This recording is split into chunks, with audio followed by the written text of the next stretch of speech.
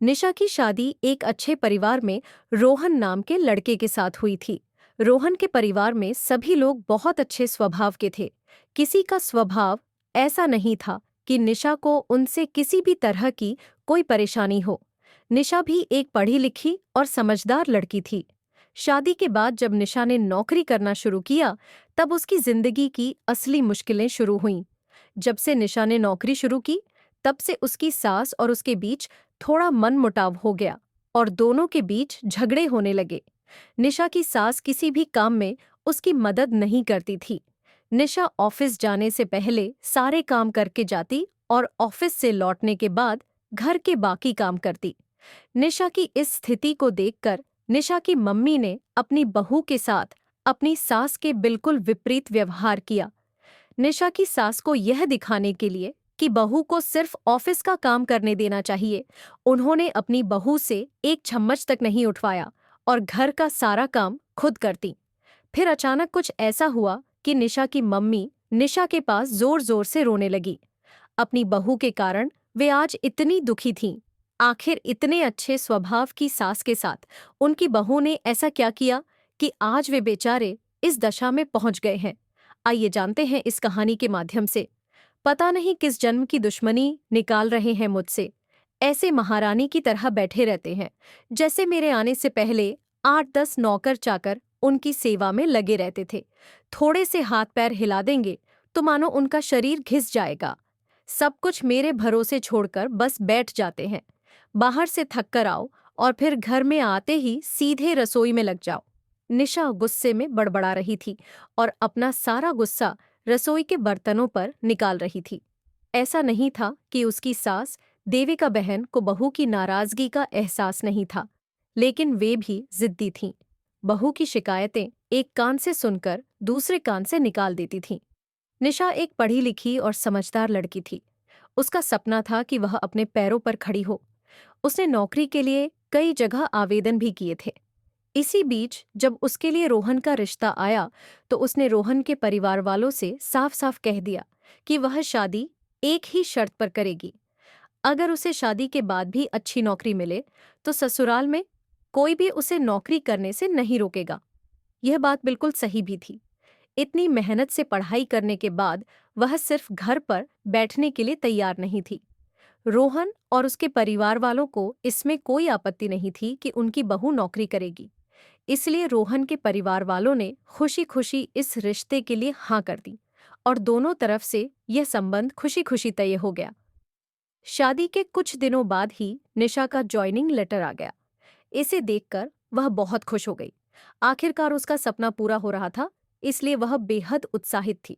उसी खुशी के साथ उसने उस दिन अपने ससुराल वालों को बताया कि अब उसका जॉइनिंग लेटर आ गया है और वह नौकरी करने जाएगी। इस पर उसकी सास देविका बहन ने ने पूरे परिवार के सामने कह दिया, मुझे कोई आपत्ति नहीं है कि बहू नौकरी करे। मैं यह भी नहीं कहूंगी कि वह पहले घर का सारा काम करे और फिर नौकरी पर जाए, लेकिन मैं अब पहले की तरह पूरा घर नहीं संभाल सकती। मुझे सब कुछ मंजूर है, लेकिन मुझसे यह उम्मीद मत रखना कि मैं बहू के लिए खाना बनाकर उसे खिलाऊंगी। मुझे पता है कि अगर मैंने यह जिम्मेदारी एक बार ले ली, तो जिंदगी भर इससे छुटकारा नहीं मिलेगा। देविका बहन की बातें सुनकर सभी को बहुत हैरानी हुई। निशा के ससुर ने तो यहाँ तक कह दिया, मुझे नहीं पता था कि मेरी सीधी सादी पत्नी भी सास बनते ही अपना रंग बदल लेगी। शादी से पहले भी तो आप सारा काम करती थी ना, मम्मी? रोहन ने बहुत ही सरल स्वभाव में कहा। इस पर देविका बहन ने जवाब दिया, 4 दिन नहीं हुए हैं, घर में आए और मुझसे सवाल जवाब शुरू कर दिए। रोहन यह सुनकर चुप हो गया।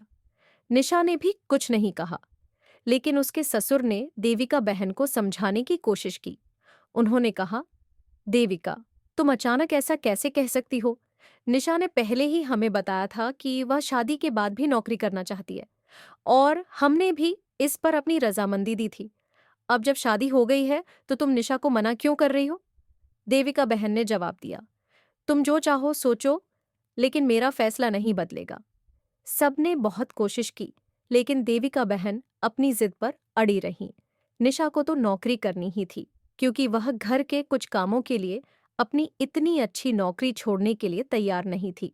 दूसरी ओर उसके पति और ससुर ने भी नौकरी करने की इजाजत दे दी थी, इसीलिए उसने तय कर लिया कि वह नौकरी जरूर करेगी। अब निशा, रोहन और उसके ससुर बैठकर इस समस्या का समाधान ढूंढने में लग गए। कैसे दोनों चीजों को संभाला जाए। काफी सोचने के बाद रोहन ने एक नौकरानी रखने का सुझाव दिया, लेकिन सोशल मीडिया पर चल रही खबरों के कारण उनकी हिम्मत नहीं हुई। निशा ने भी कहा, हमारे परिवार में हम लोग हैं ही कितने, 4 लोगों के काम के लिए इतना खर्च क्यों बढ़ाना। लेकिन फिर निशा के ससुर को रोहन का सुझाव अच्छा लगा और उन्होंने कुछ जान पहचान वालों से कामवाली खोजने के लिए कहा। आखिरकार काफी सोच विचार के बाद यह तय किया गया कि घर के कामों के लिए, जैसे बर्तन, झाड़ू, पोंछा, कपड़े आदि के लिए एक कामवाली और खाना बनाने के लिए एक रसोइया रखा जाए। खाना बनाने वाली सुबह और शाम आकर खाना बना देती थी। निशा का काम बस ऑफिस से लौटने के बाद खाना परोसने का रह गया। इस तरह दिन गुजरते गए। निशा की शादी को 2 साल हो गए थे। अब तो निशा और बाकी परिवार वालों को इस रूटीन की आदत हो गई थी। लेकिन समस्या तब होती थी जब कभी खाना बनाने वाली छुट्टी ले लेती थी।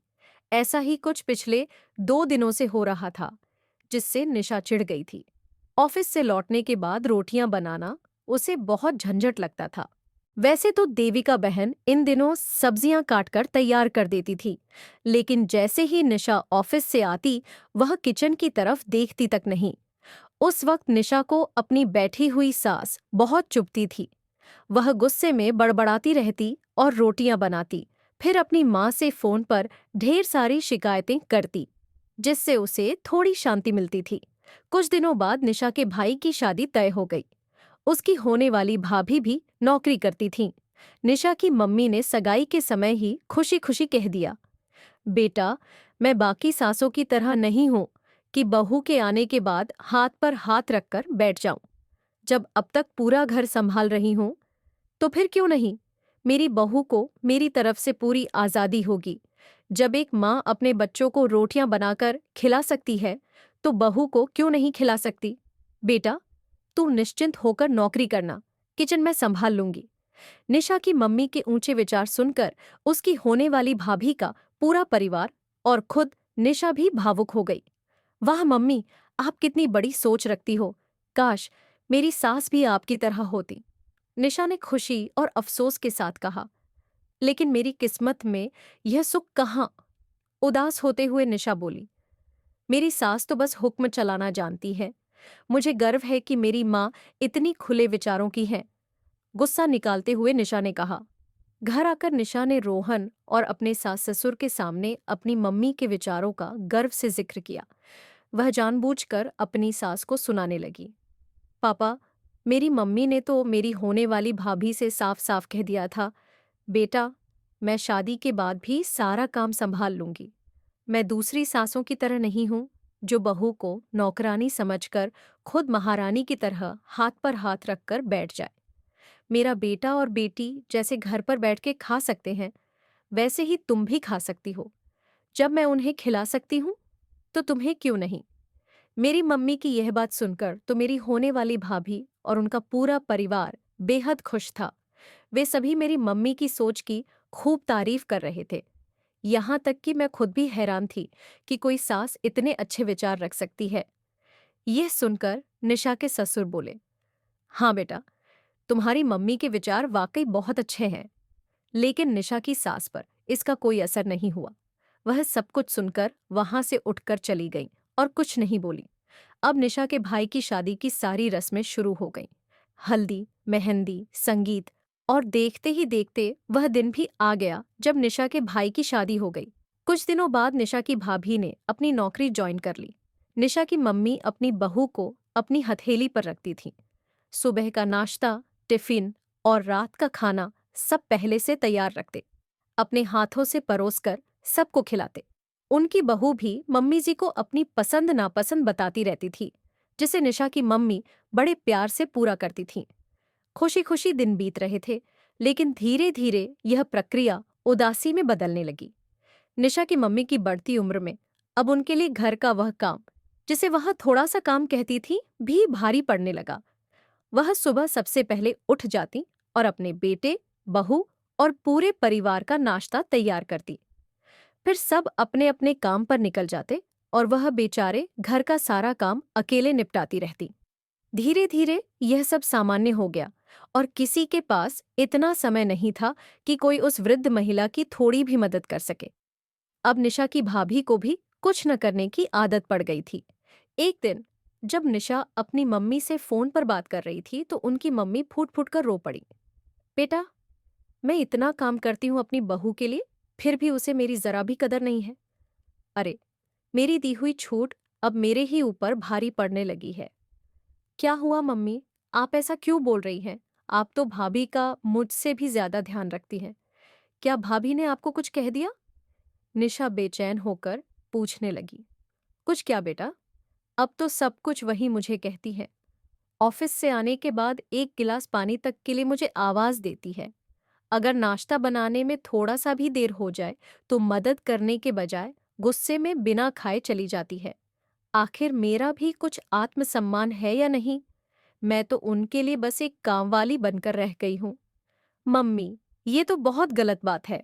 आप भाई को साफ साफ क्यों नहीं कहती कि अपनी पत्नी को थोड़ा कंट्रोल में रखे? आप माँ हैं, कोई नौकरानी नहीं। भाभी नौकरी करती हैं, इसका मतलब ये नहीं कि वे आप पर हुक्म चलाएं। निशा गुस्से में बोली। किस मुंह से कहूं बेटा? पहले तो मैंने खुद ही आगे बढ़कर कुल्हाड़ी पर अपना पैर मार लिया। अब शिकायत किससे करूं? तुम्हारे पापा ने तो पहले ही कहा था कि अगर बहू को ज्यादा छूट दोगी तो फिर पछताओगी। लेकिन मैं वाहवाही की भूखी थी, जिससे मैंने अपनी बहू को सिर पर चढ़ा लिया। एक बात कहूं बेटा, भले ही तुम अपनी सास को कुछ भी कहो, लेकिन तुम्हारे ससुराल वालों का ये फैसला सही था कि वे अपनी बहू को तैयार खाना बनाकर नहीं खिलाएंगे। एक बार सबकी नजरों में वे बुरे और सख्त सास ससुर बन गए, लेकिन आगे चलकर कम से कम उन्होंने अपना आत्मसम्मान तो बचा लिया।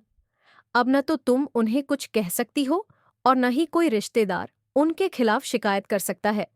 अगर मैंने भी शुरू से ही इस गृहस्थी की सारी जिम्मेदारी अपने सिर लेने से मना कर दिया होता तो आज मेरी ये हालत न होती। मम्मी की बातें सुनकर निशा निशब्द हो गई। भारी मन से उसने फोन रख दिया। बाहर हॉल में जाकर देखा तो सास ससुर आराम से बैठकर बातें कर रहे थे। बात करते करते उसकी सास अपने नाखूनों पर नेल पेंट लगा रही थी, जिसे देखकर उसके ससुर उन्हें चिढ़ा रहे थे। अब बुढ़ापे में ये फैशन करके किसे दिखाओगी? मेरी तो नजर भी कमजोर हो गई है।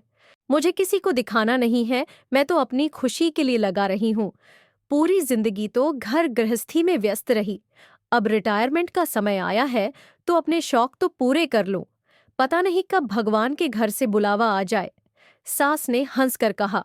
निशा ने उनकी बात सुनी तो अजीब लगा, लेकिन वह चिढ़ी नहीं, बल्कि वह भी मुस्कुरा दी। फिर बोली, सच कह रही हैं मम्मी, एक गृहिणी को अपने लिए समय मिलता ही कब है। पहले अपने बच्चों को बड़ा करें, फिर कामकाजी बहू आ जाए तो उसे और उसके बच्चों को संभाले। काश मेरी मम्मी ने भी मेरी सास की तरह पहले ही कह दिया होता कि बहू को रोटियां बनाकर नहीं खिलाएंगी। अब निशा अपनी मम्मी के बारे में सोचकर दुखी रहने लगी। घर में सभी ने यह नोटिस किया कि निशा अब पहले की तरह खुश नहीं रहती। वह हमेशा किसी गहरी सोच में डूबी रहती। देविका बहन भी अपनी बहू को उदास देखकर परेशान हो जाती। एक दिन जब निशा ऑफिस से लौटी तो देविका बहन ने उसे अपने पास बिठाया और उसकी उदासी का कारण पूछा। निशा फूट फूट कर रोने लगी और अपनी मम्मी की सारी हालत अपनी सास को बता दी। उसने बताया कि उसकी भाभी कैसे उसकी मम्मी को परेशान करती हैं, घर का एक भी काम नहीं करती और हर समय उनकी मम्मी पर हुक्म चलाती रहती हैं। देविका बहन से अपनी बहू की यह हालत देखी नहीं गई। उन्होंने निशा से कहा, बेटा तुम चिंता मत करो, मेरे पास इसका एक उपाय है। क्या उपाय है मम्मी? मेरी भाभी तो बहुत जिद्दी हैं और भाई से शिकायत करने का कोई फायदा नहीं। भाई हमेशा भाभी का ही पक्ष लेते हैं। पापा भी मम्मी को यही कहते हैं कि मैंने पहले ही मना किया था कि बहू को इतना सिर पर मत चढ़ाओ। अब जो किया है उसका भुगतना तुम्हें ही पड़ेगा। जब मैंने समझाने की कोशिश की थी तो मम्मी मेरी एक भी बात नहीं मानी। उन्हें तो दुनिया की वाहवाही सुननी थी। निशा रोते रोते बोली, मम्मी कुछ भी करके मेरी भाभी को अक्ल ठिकाने लगा दो। नहीं तो मेरी मम्मी की बाकी जिंदगी नरक बन जाएगी। देविका बहन ने कहा, निशा, तुम अपनी मम्मी को हमारे घर बुला लो। उनसे कहो कि वे यहाँ रहेंगी तो अच्छा होगा। मुझे भी अपनी समधन के साथ समय बिताने का मौका मिल जाएगा। और फिर जैसा मैं कहूँ वैसा करना, ठीक है? निशा ने अपनी सास की बात मान ली और अपने भाई को फोन करके झूठ बोला कि उसकी तबीयत बहुत खराब है, इसलिए मम्मी को कुछ दिन के लिए यहाँ भेज दें। निशा की बात सुनकर उसका भाई मान गया और अपनी मम्मी को निशा के घर छोड़ गया। लेकिन उसकी भाभी को यह बात बुरी लग गई। वह अपने पति से कहने लगी, सुन लीजिए, मम्मी जी कहीं नहीं जाएंगी। अगर वे चली गईं तो मैं घर और ऑफिस दोनों कैसे संभालूंगी? इस पर निशा का भाई बोला, कुछ ही दिनों की तो बात है, निशा ठीक हो जाएगी तो मम्मी को वापस ले आऊंगा। जैसे तैसे उसने अपनी पत्नी को मना लिया और अपनी मम्मी को के घर छोड़ गया। अब निशा की भाभी पर मुसीबत टूट पड़ी। सुबह उठकर नाश्ता बनाना, ऑफिस के लिए टिफिन तैयार करना, यह सब करना अब उसे भारी लगने लगा। तब उसे समझ में आया कि घर के कितने काम होते हैं और सास के राज में उसने कितने आराम किए थे। उसने कभी यह भी नहीं सोचा कि इतना काम करने के बाद मम्मी जी थक जाती होंगी। कुछ ही दिनों में उसे यह एहसास हो गया कि उसकी जिंदगी में उसकी सास की कितनी बड़ी भूमिका थी। अब वह चाहती थी कि किसी भी तरह उसकी सास घर लौट आए। उसने अपने पति से कहा, अब तो 2 हफ्ते हो गए, निशा दीदी की तबीयत भी ठीक हो गई होगी। आप मम्मी जी को घर वापस ले आइए। उनके बिना घर संभालना बहुत मुश्किल हो गया है। निशा के भाई ने कहा, ठीक है, मैं फोन करके कह देता हूँ। शाम को हम दोनों मम्मी को लेने चलेंगे। जब निशा के भाई ने उसे फोन किया कि वह और उसकी भाभी शाम को मम्मी को लेने आ रहे हैं, तो निशा ने देविका बहन को यह बात बताई। देविका बहन ने एक योजना बनाई और सभी को योजना के अनुसार काम करने को कहा। फिर बोली, अपने भाई को बुला लो, बैठकर उससे बात करेंगे। निशा ने वैसा ही किया और अपने भाई को अपने घर बुला लिया। बातचीत शुरू हुई। देविका बहन ने निशा के भाई और भाभी को बिठाया और निशा को भी आवाज दी। निशा आई और उनके पास बैठ गई।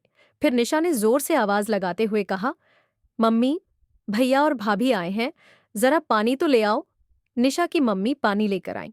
निशा बोली, मम्मी, चाय नाश्ता बनाकर ले आओ। भैया और भाभी इतनी दूर से आए हैं।